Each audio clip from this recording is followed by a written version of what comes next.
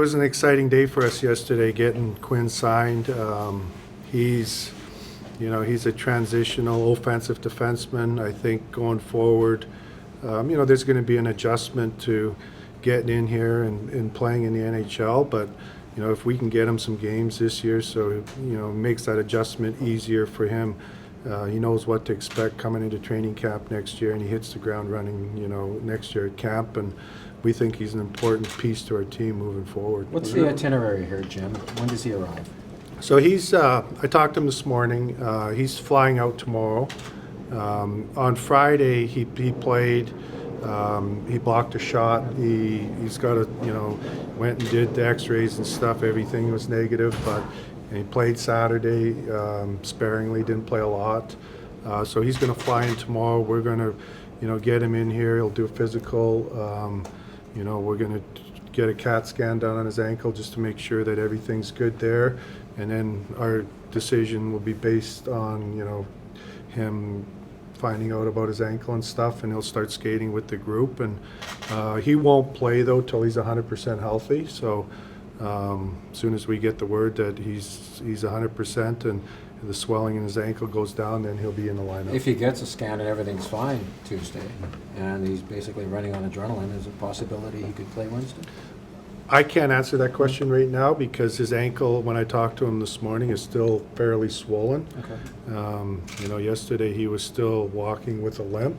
So, I don't necessarily know. Like, if he's healthy and he's ready to play, then he'll play. But if he's not, then we're going to make sure we do the right thing for him, and he won't play till he's healthy. Was there ever any doubt that this was going to get done as soon as he became available that he'd be here? Or was there some significant dialogue that had to go on? Well, I think there's more doubt in the media's minds, like, because of the worry that he was going to play 4 years of school and, become a free agent. But I don't think that was his plan or our plan. Our plan was for him to play this year of college hockey, and he had a real good season. He dominated. We think he's ready for the next step in his development, and that's getting him signed and getting him in here and seeing where he's at and start getting experience playing in the NHL. Was there any talk after the World Junior? There was a bit of a buzz that maybe he would be approached to sign after the World Junior. I know he wanted to finish his year in Michigan. Were there any talks about coming out even earlier? If I'm being perfectly honest with you, I had talked to his advisor just to see if there's any appetite for that. And, he's the type of kid and that there wasn't. He made a decision to play out this year of college hockey, and he just didn't feel it was the right thing for him to do, was to, leave his team halfway through the year. And so, his advisor told me that, and that's what happened. What about Lockwood? Has he made a decision yet? No, I talked to Will this morning. He's going to take this week to speak to his coaches at Michigan. Next weekend he's going to talk to his mom and dad, and then he's going to get back to me early next week as to what his decision is. Fans have pretty high expectations for Quinn whenever he does get in. Mm-hmm. What are your expectations? What do you want to see out of him here as he steps into the league? Well, I want, like, his skating. Obviously, he's a great skater, but I want him to get in here and get adjusted, get accustomed to the speed and the strength of the NHL players. I think, there's some aspects of his game that he can step in and help our group right now. His ability to get back and transition the puck up ice, beat that first forechecker, he could help us there. Even on the power play, like his ability to walk the line and, snap passes to either side or change the angle on shots and get him through and on the net. I think, that's something that he's very good at, and he can help us on our power play. So, but I don't want to put too much pressure on him. It's a big step. He's a 19-year-old kid, and he's going to play his first NHL games, and there's lots of expectation for him. And I just want him to come in here and do what he's capable of and feel comfortable and get experience. Jim, a month ago on radio, you said you weren't too worried about the Seattle expansion draft when it came to Quinn. That was then. He's now signed, and you've got 13 games to go. Mm-hmm. Do you still feel that way, or are there some assurances you can give the fans that the team will safeguard his exemption Yeah, we're, like, like, I don't even know when he's gonna be up and playing yet, so, it's not, fair to me to make a comment on that today. I can assure you that from an organizational standpoint, we're gonna look at that and everything to safeguard ourselves from, having that happen. But let's just get him in here and see where he's at and see when he's gonna start playing, and then we can figure that out as we go. Is it important for you to get Will Lockwood on board as a prospect, looking with what's happened in Utica this year? I mean, take aside Zach McCune, who's come up here a few times, but losing Petrus Palmu, I think Dalton being traded surprised us all, Jim. So prospect-wise on the forwards, it seems a little bit bare. Do you want to get Lockwood now because of it? Well, we want to do what's right for him. Like, he has a decision to make. He can go back to school and play out one more year of school, and then our intention would be to get him signed at the end of next year. Or, if he decides he wants to turn pro, then we'll work with him and, get him into Utica and get him up and going and help with his development. So, that's a situation that, we'll wait till he talks to, his coaches and his family, and then he's going to get back to us next week. Is Vancouver a possibility for Lockwood this year? Like, I talked to him this morning, like, there's, he has decisions to make, whether he wants to finish school and, play his senior year out. So, when I talk to him again next week, I guess, we'll have a better idea as to what he wants to do and what he's going to do. He's had shoulder surgery, and so I think that's going to weigh in a little bit on his decision. There's still some work that he wants to do this summer to, get 100% healthy. So we'll see where it goes. Given your problems on defense this year, often caused by injuries, have you thought back on the decision that you made jointly with Hughes last summer that he go back to college? Part of you wish that you'd had him here the whole year?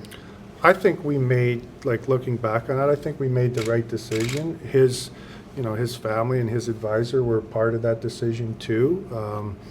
He's a young kid, and the reasons for him to go back were to get stronger, to get physically stronger, and to have another real good year at college. He's done that, and so I feel comfortable with the decision we made last summer. Pettersson has raised the bar for everyone. Do you worry that people expect Quinn Hughes to come in and be the defense version of Elias Pettersson right away? Well, when I talked to Quinn, I explained to him there's going to be lots of expectation, but just come in and do the things that you're capable of doing, and everybody's going to be happy. He's, like I said, he's an excellent skater. The transition part of the game, he'll help our group. He'll help us on the power play. So, he has a lot of good attributes that are going to help our group moving forward. And I just said, just come in and, work hard and have fun, and don't be nervous. Just do the things you're capable of doing, and I expect him to do that. It's been over a week since Ben Hutton suffered that bruised foot in Vegas. Yeah. I mean, it's been a significant amount of time here. Is there something else at play with his foot? No, it's a badly bruised foot. The swelling is still significant where he can't put on his skate and stuff. So, as soon as the swelling goes down and he can, put on his skate and get out there and play, he's going to be back. I mean, Quinn's great. I mean, you're trying to sign Edler. Hutton needs a deal.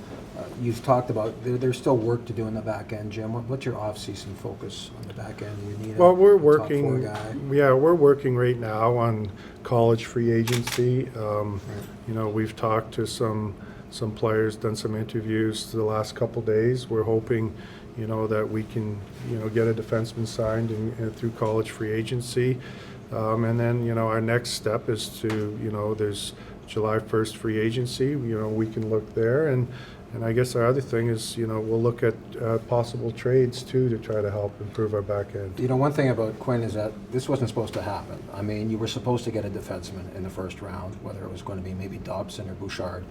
And then the dominoes fell a certain way once Kotkaniemi went, and then Detroit didn't take him. Blashill had him at the Worlds. There's some great video of your draft table when Quinn was available. How surprised were you that he was there? And obviously it was a no-brainer to take him. Well, we thought like he was going to go high. Yeah. Like we thought he was going to be a high pick, and when you're at the draft, you're always hoping that the guy you show up and you want to take is there when you pick. And, you know, it happened with Petey, and then, you know, I guess it happened with Quinn with us this last year. So we feel very lucky that we were able to draft him, and he can be part of our group moving forward. And I'm excited to get him in here and get him up and going. He topped your list, Can I ask you right? a two-part question? Sure. Where are you along with Alex Edler in those contract negotiations? And then as far as asset management goes with Alex and Chris Tanev moving forward, what role do you see them playing with this hockey team, seeing how neither one of them stayed healthy for you? Yeah. Alex has only played one season, a full season. Chris hasn't come close to it. Are they still important pieces, or is it time to move on? Yeah, well, there's nothing too new to report on Alex's negotiation. You know, we'll continue to, you know, talk to his agent and hope to get something done there. And it's, quite honestly, it's been hard because they've been our top two defensemen. And, you know, when you're mapping out what your team looks like, and, you know, you count on those guys to be your top 2D and to play, you know, a significant amount of games. And, you know, as it turns out, you know, they've been injured both and they've missed a lot of time. And, you know, we've tried to address that by, you know, in the last, you know, 4 years or 3 years, we've drafted two defensemen in the first round. You know, with Ole, unfortunately, he's been hurt, because I think we would have seen him up and playing games this year. So, you know, we're going to continue to address our defense and, you know, try to make it better going Are forward. they short-term guys, though, as opposed to long-term, Jim? Well, you know, Alex, when he's healthy, he's an important part of our group. Like, he's, like, I think, you know, that Toronto game and that Edmonton game, you see, you know, what he's capable of. And he's a leader in our room. He's a mentor to Petey and some of our young players. And, you know, so, you know, he's a guy that wants to be here going forward and wants to be part of, you know, the direction of the team as we, you know, move forward. So, you know, we want to try to get something figured out for him. Jacob Markstrom's going to need a new contract eventually, too. What are your thoughts moving forward with him long-term? Well, we still have one more year left with him on his contract. You know, we got Thatcher now up and going, and we're excited about, you know, where he's at and, you know, where he's going to get to. So, you know, but Jacob's been excellent for us, you know, the last 3 months, and I think it's proven to everybody in our marketplace and throughout the league that he's capable of being a real good number one goalie. So, you know, I think that's something that, you know, he's showed all of us this year. How disappointed are you in what's happened the last 5 weeks? Well, it's been hard, you know, but like going into the season, our objective was, you know, is the growth and the development of our young players. And I think that when you look at, you know, how they've developed over the course of the year, how much they've played, how many young players that we've been able to, you know, get up and get games. And so, you know, they're going to be that much further ahead going into next season. You know, that was kind of our objective as we went into the season. So I think if we look at it that way, you know, it's been a successful year. Now, this last 4 weeks has been hard. It's never easy when, you know, you're not winning games. I feel like we've competed hard in the games, and, you know, we've come up short on the scoreboard, and we need to continue to work to get better. But overall, you know, I'm happy, you know, with the outside of this last, like I said, 4 weeks, I'm happy with, you know, the development of our kids and where we're at as an organization. Jim, Jim, you with had- that, before the deadline, it seemed like a deal was imminent. Are you at a stalemate right now? Well, I don't think that we ever said anything that a deal was imminent. I don't know where you heard that or where you got that from. We were in talks to try to get something figured out, and we'll continue those talks to move towards, you know, a resolution and getting him signed. Jim, when it comes time to free agency and bolstering up your blue line or including more people into your top six, when it comes time to moving players or making a trade, is there anybody on this roster? Do you have a couple of guys who are untouchables, or there's time to make a big deal, maybe even move up in the draft? You would do something like that, move players that you might see as being core. Well, you know, we've worked hard since, you know, I've taken over as general manager to try to establish the new group of core players for the team.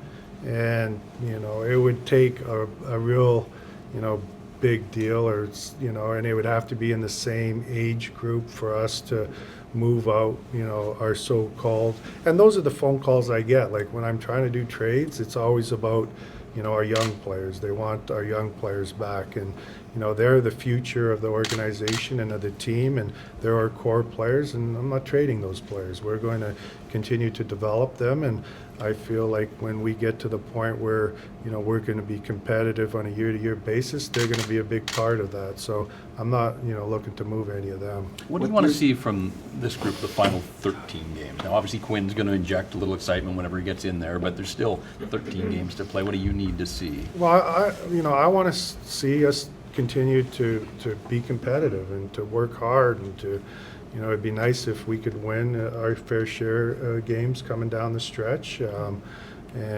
But you know, we'll see. You know, with where we're at, we're getting some injured guys back here this week, and should help us on the back end. And with Quinn coming in, you know, it's an exciting time. So, but I'd like us to you know, be more competitive than we have been the last 4 or 5 weeks, and you know, so we finish the season on a right note. With the chance that you guys could get a high lottery pick with the junior and college playoffs pretty much getting into full swing, are you going to do a lot more scouting here in the next few weeks? That's my goal here now, is to get out. I've seen, you know, most of the top players in the draft already. I want to make sure we're going to get another high pick and another core piece we're going to add to this group, and I'm going to make sure that I get out and see all the top guys again one more time. What's the latest with Berchi? Is there a chance he comes back, or given the nature of his injury, is there a point to bringing him back this year?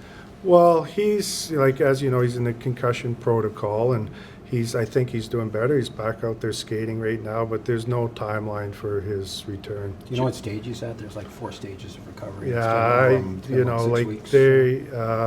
he's back skating. Yeah. He's feeling better.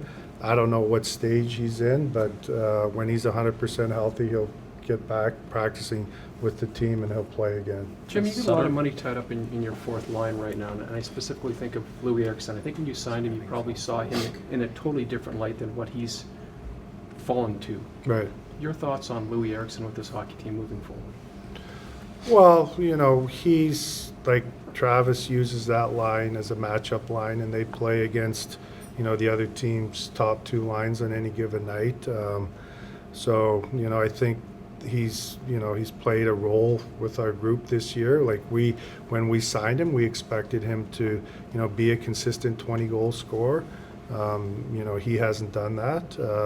So that part of, you know, that's been disappointing. But I think, you know, he's one of our better penalty killers, and he's filled a role for us. But, you know, that's something that we're going to sit down and talk to Louis, and you know, when we have our review with the coaches, we'll talk to them at the end of the year and make a decision as to where he fits in going forward.